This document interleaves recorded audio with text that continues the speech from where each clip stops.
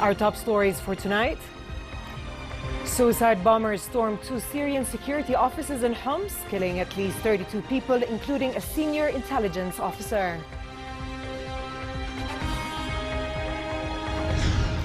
Saudi Arabia's foreign minister announces the kingdom's plans to appoint a new ambassador to Iraq during the first visit of a senior Saudi official to Iraq since 2003. And on the eve of the Oscars, hundreds of people, including Hollywood stars, attend a rally to denounce immigration policies put forth by the U.S. president.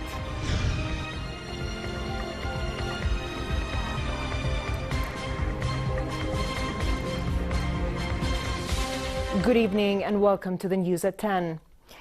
Deputizing for His Majesty the King, Prime Minister Hani al-Mulki opened the Global Healthcare Travel Forum under the theme Globalization of Healthcare.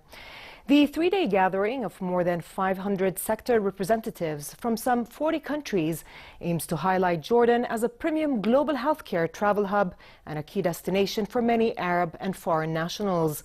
In opening remarks, Mulki stressed the importance of medical tourism as a key contributor to the national economy.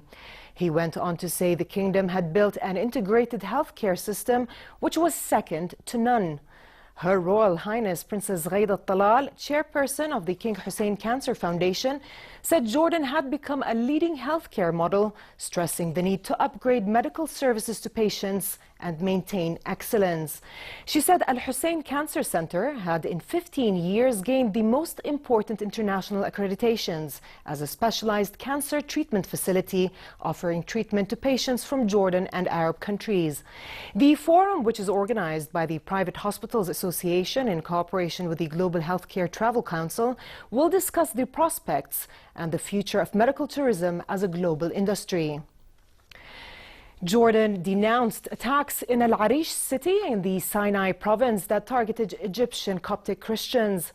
State Minister for Media Affairs government spokesperson Mohammed al-Momani said such criminal attacks carried out by terrorist gangs are designed to destabilize the region and trigger chaos. Momani renewed Jordan's call for a holistic international strategy to counter and eradicate terrorism. He stressed Jordan's solidarity with Egypt at these times and extended condolences to the Egyptian government and the families of the victims. Yesterday, members of Daesh terrorist group killed a 7th member of a Christian community in just 3 weeks. The killing, coupled with threats of more to come, forced Christian families to flee Egypt's North Sinai province in droves.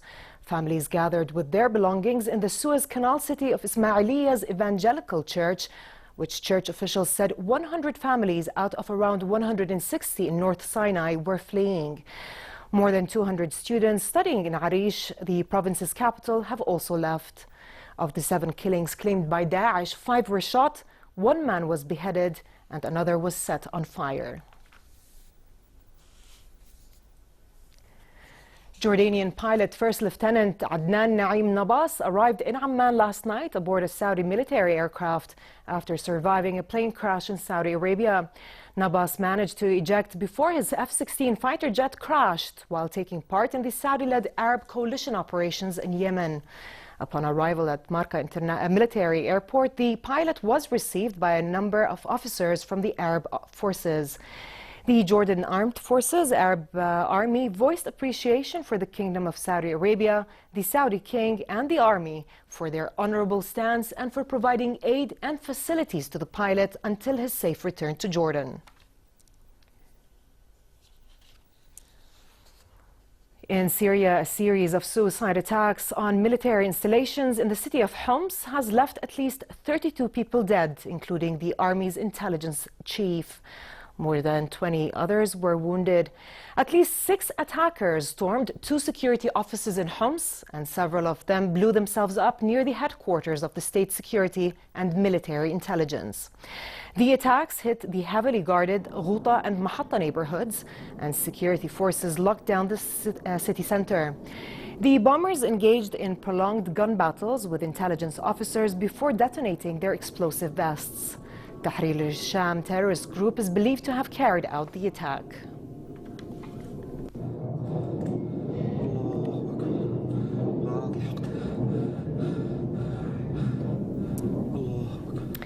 The attacks came as Syrian government and opposition delegations joined peace talks in Geneva.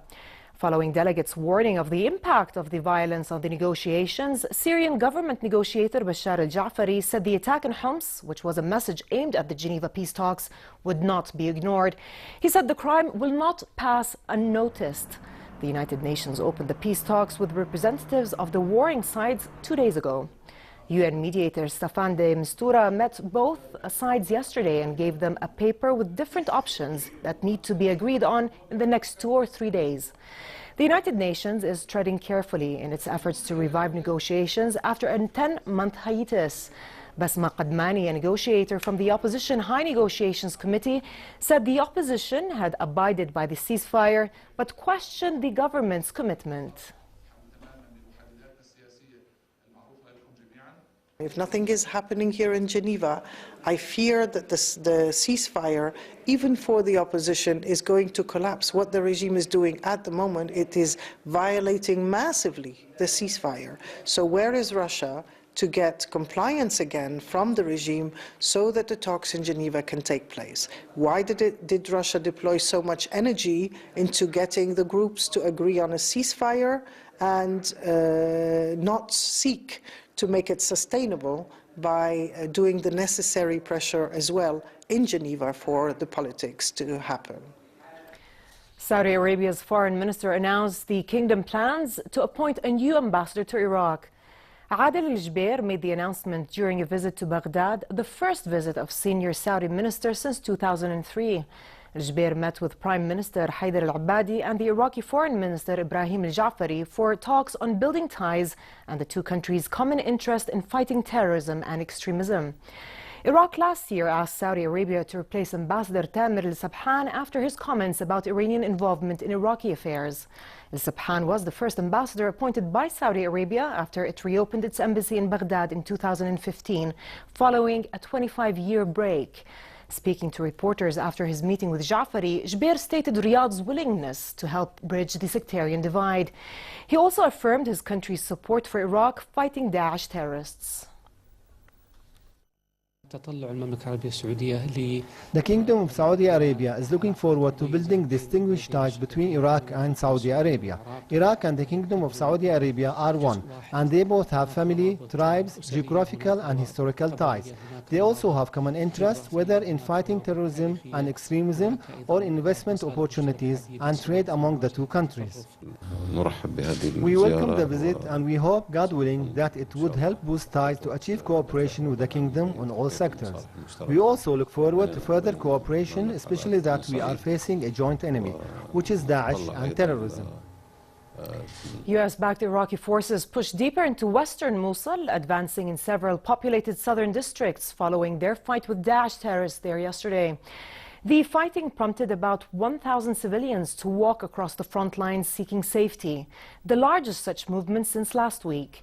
The new push in Mosul comes after government forces and their allies finished clearing Daesh from the east of the city last month, confining the terrorists to the western sector across the Tigris River. Commanders expect the battle in western Mosul to be more difficult, in part because tanks and armored vehicles cannot pass through the narrow alleyways that crisscross ancient districts there. The United Nations says up to 400,000 people may have to leave their homes during the new offensive as food and fuel runs out in western Mosul. And aid groups yesterday warned that the most dangerous phase of the offensive was about to begin.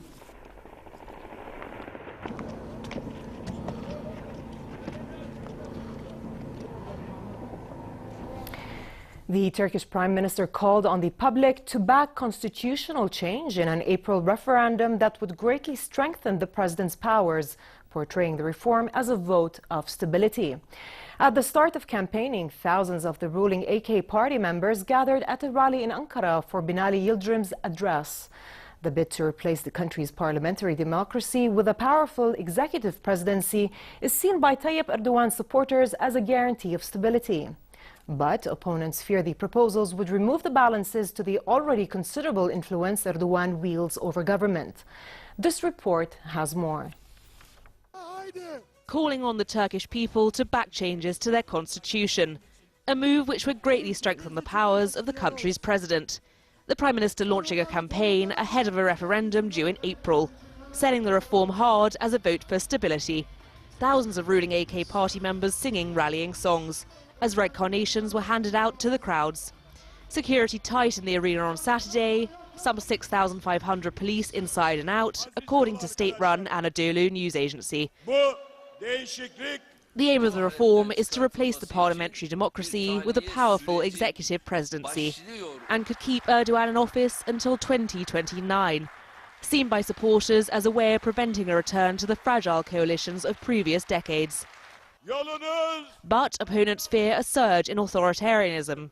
Tens of thousands of people have been detained and more than 100,000 public sector workers suspended or dismissed since a failed coup last July. The NATO member country will vote in a plebiscite on April 16th. A simple majority is needed to approve the legislation. The White House's decision to exclude several major U.S. news organizations from an off-camera briefing held by Press Secretary Sean Spicer drew a sharp response from some of the media outlets that were excluded. Reporters for CNN, the New York Times, Politico, the Los Angeles Times and BuzzFeed were not allowed into Spicer's off-camera briefing or gaggle, which replaced the usual televised daily briefings. Spicer gave no explanation as to why those particular news organizations were excluded, but U.S. President Donald Trump's regular attacks on the media was a clear indicator, as he himself has often singled out organizations and reporters for criticism. Critics said Trump's attack on news media endangered press freedom and vowed to continue reporting despite the snub.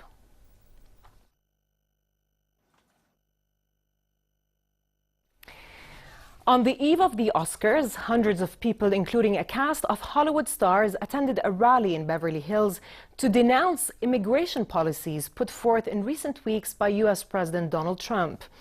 The rally was organized by the United Talent Agency in place of its annual Oscar party. Leading the A-lister protest, actress Jodie Foster urged the crowd to take action to defend civil liberties and democracy. Fellow actor Michael J. Fox also addressed the rally, along with the former British Foreign Secretary David Miliband, who is now Chief Executive of the International Rescue Committee. The rally came amid reports that a Syrian cinematographer who worked on an Oscar-nominated film had been denied entry to the United States, while Oscar-nominated Iranian director Asghar Farhadi sent a video message to the rally after he decided to boycott the awards ceremony. Or tomorrow night, and you're watching the press. It's our time to tell our elected officials to do their job. That we will not tolerate chaos, ineptitude, and warmongering. And that we're not going to give up the health of the planet or the health of our citizens. And that we're not going to sell out hard-working Americans to enrich those that hold the power strings. There are people that are giving up everything. They've lost everything they have and are struggling to keep their families alive and to keep food in their mouths and disease away from their bodies and tremendous risk to get here, to get to this country. And then we say no. I mean, just no, not how's you doing? What's your name? Where are you from?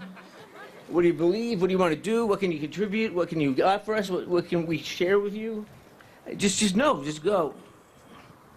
It's an assault on human dignity. I want to thank you on behalf of people sitting today in Beirut, in Amman, in Nairobi, people who have been through the vetting process, people who have proved themselves to be victims of war, people who are ready to come to America as refugees, and people who have now been told that what they thought was their future is under threat. The cinema community has joined the people in a commendable show of unity to announce its opposition. I hope this unity will continue and spread to fight other injustices. Filmmakers can break stereotypes around the world by turning their cameras to capture shared human qualities. I send you my warmest regards from Tehran. To the world of glamour and the Milan Fashion Week. Missoni showcased its autumn-winter 2017-18 collection full of multicolored and layered looks. Models wore long cardigans with geometric prints, pleated light trousers matched with heavier jumpers, and sleeveless fur coats over knitted skirts. For the evening, Missoni imagined fitted dresses with a metallic sheer. Models strutted the catwalk in colored boots, kitten heels, and glittered or metallic leather pumps.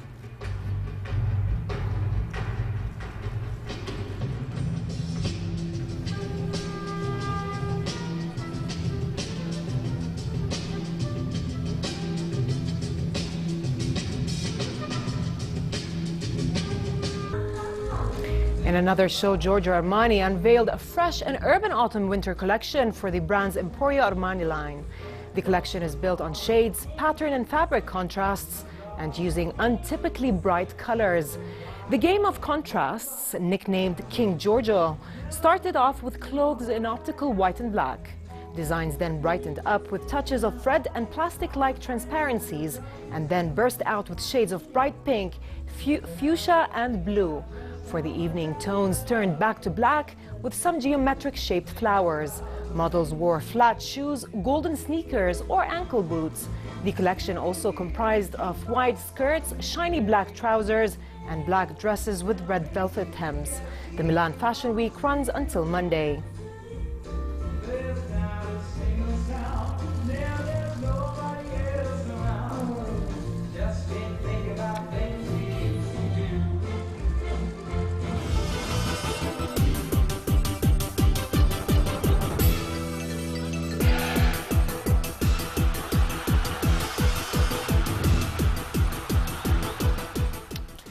In cycling, Portugal's Rui Costa snatched the overall lead of the Abu Dhabi Tour after powering to victory in the third stage.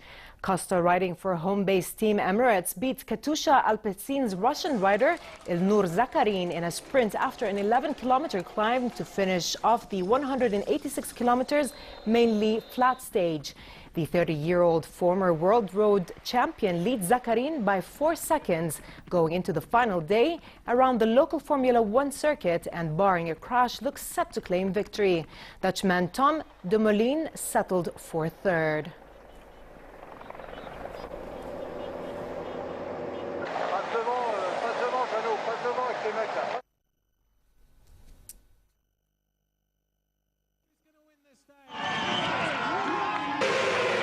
World champion Jonathan Rea of Great Britain won the season-opening first race of the World Superbike Championship at Phillip Island, Australia from Chas Davies. Northern Irishman Rea took over the lead 3 laps from the end after shadowing his Kawasaki teammate Englishman Tom Sykes for a while. As Sykes dropped back, Welshman Davies set off in the pursuit of Rea and briefly took the lead on the final lap before Rea overtook him on the last corner to win by 0.042 seconds. Race 2 at Phillip Island takes place tomorrow.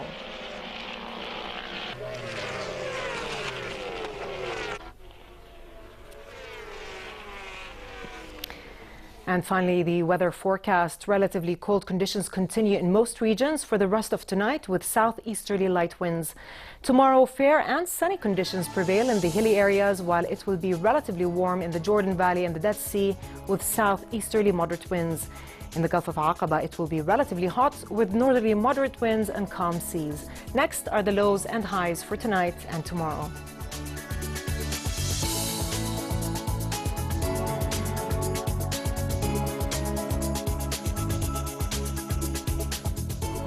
Before we end the news, here's a reminder of our top stories.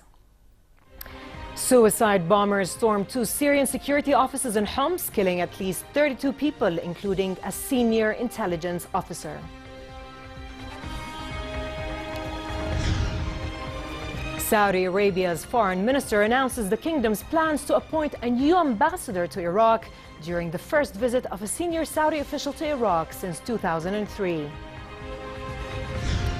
And on the eve of the Oscars, hundreds of people, including Hollywood stars, attend a rally to denounce immigration policies put forth by the U.S. president.